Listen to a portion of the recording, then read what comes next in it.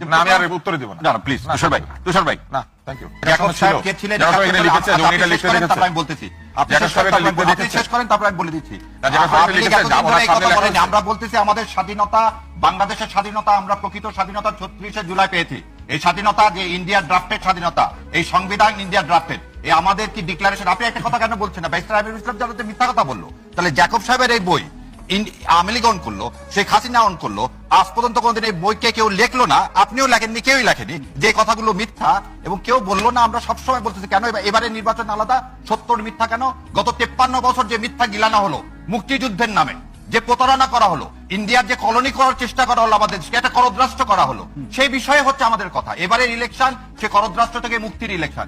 এবারের ইলেকশন সত্য ও মিথ্যা, মুক্তিযুদ্ধ নিয়ে যে অসম্মান করা হয়েছে, মুক্তিযুদ্ধ নিয়ে ইন্ডিয়া যে প্রতারণা করেছে, মুক্তিযুদ্ধ নিয়ে আওয়ামী লীগ, শেখ সাহেব হাসিনা যে প্রতারণা করছে, সেটা এটা।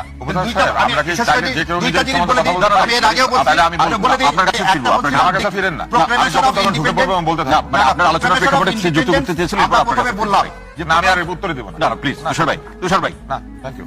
অন্য কাউকে প্রশ্ন